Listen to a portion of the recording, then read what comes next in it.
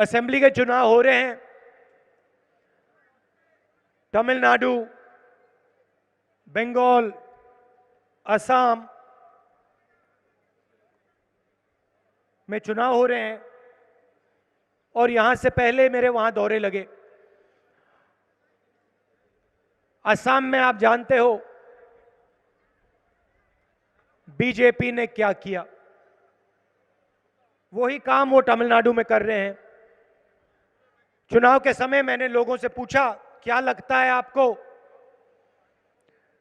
असम के लोग कहते हैं हमारे प्रदेश पर, हमारी संस्कृति पर, हमारी हिस्ट्री पर आक्रमण हो रहा है। तमिलनाडु के लोग भी यही कहते हैं और बंगाल में भी यही काम हो रहा है। आप देखिए,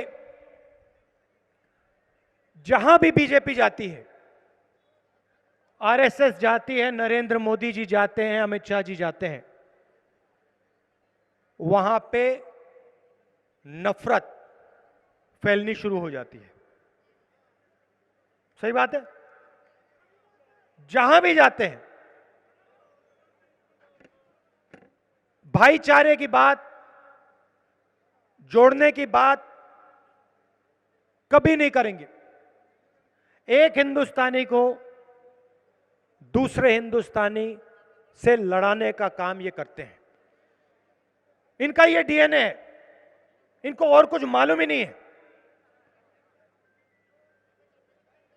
असम में जाएंगे लड़ाई करवाएंगे। उत्तर प्रदेश में राइट्स करवा दिए, लड़ाई करवा दी, आग लगवा दी। तो ये जहां भी जाते हैं इनकी शुरुआत नफरत होती है। अब आप देखिए, 7-8 साल पहले वाला हिंदुस्तान याद करिए और आज जो हिंदुस्तान में हो रहा है उसको देखिए। हिंदुस्तान में नरेंद्र मोदी लोकतंत्र पर आक्रमण कर रहे हैं, यहां पे ममता जी कर रही है।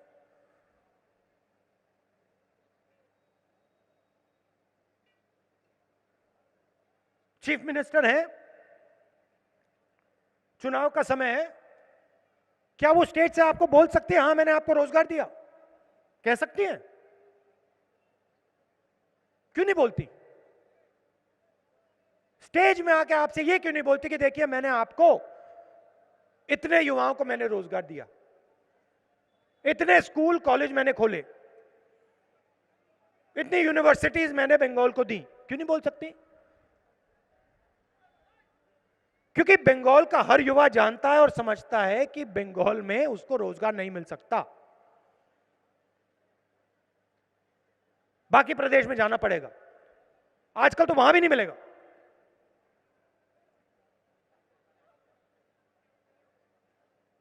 यह सच्चाई है। और आपकी स्ट्रेंथ क्या है सालों से कि आप एक साथ मिलके भाईचारे के साथ काम करते हो।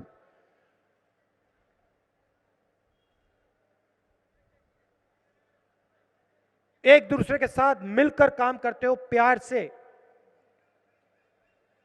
यह आपके सबसे बड़ी स्ट्रेंथ है। इस पर बीजेपी आक्रमण कर रही है। ये आपको बांटने की कोशिश कर रहे हैं और जब आप बढ़ जाओगे जो आपका है ले जाएंगे। उन्हीं 3-4 लोगों को उठा के पकड़ा देंगे।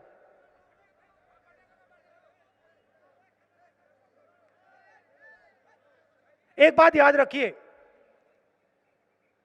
मुझसे पहले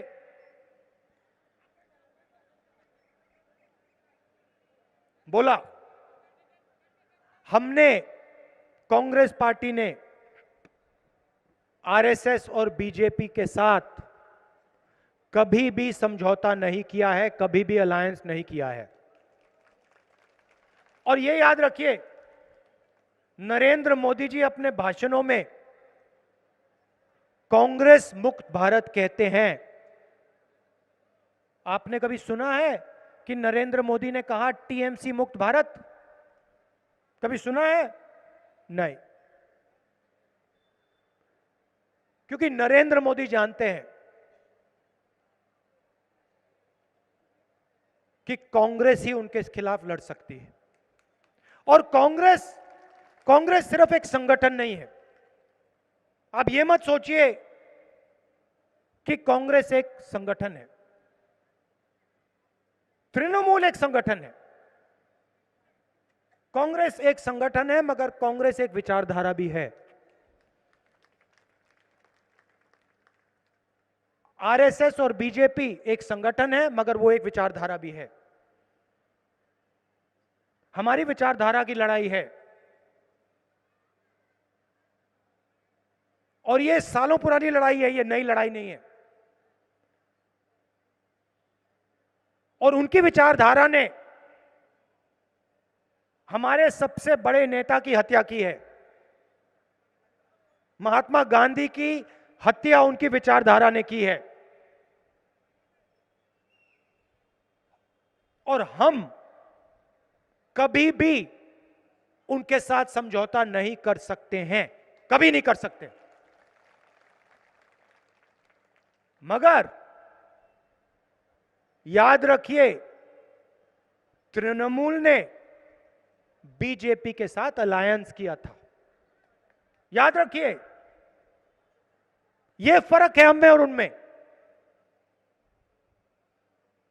कुछ भी हो जाए, हमारी विचारधारा की लड़ाई है। हम उनके साथ समझौता नहीं करेंगे, हम उनका हाथ कभी नहीं पकड़ेंगे। मर जाएंगे मगर नहीं करेंगे। और जीते दम तक उनके खिलाफ हम लड़ेंगे। और यह भी समझिए, नरेंद्र मोदी, अमित शाह जी ममता जी से नहीं डरते हैं। वो जानते हैं कि ममता जी को वो आसानी से कंट्रोल कर सकते हैं। वो जानते हैं। देखिए, जिसने भी भ्रष्टाचार किया है, चाहे वो कर्नाटक में हो, हरियाणा में हो, असम में हो,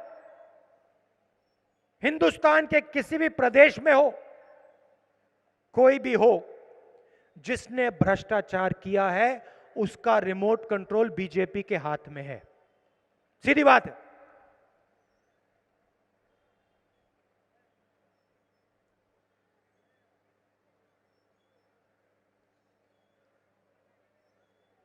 बीजेपी मुझे नहीं कंट्रोल कर सकती।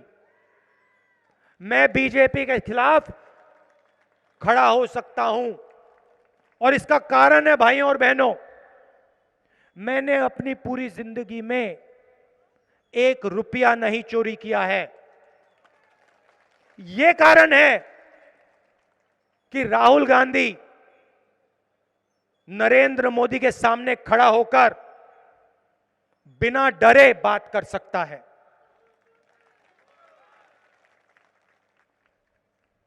और मैं यहां इसलिए आया हूं क्योंकि मैं अपने बंगाली भाइयों और बहनों को बताना चाहता हूं, आपके सामने एक बहुत बड़ा खतरा है। जिस दिन बीजेपी की विचारधारा बंगाल के अंदर आ गई, उस दिन के बाद बंगाल में आग लगेगी और उसको कोई नहीं रोक पाएगा, क्योंकि ये इतना नफरत फैलाएंगे कि ये जो आपका प्यारा प्रदेश है ये जलेगा। याद रखना मैंने जो बोला है। मैं फालतू बात नहीं करता हूं, मैं सोच समझ के कहता हूं। आरएसएस और बीजेपी की विचारधारा बंगाल के लिए खतरा है, आपके भविष्य के लिए खतरा है।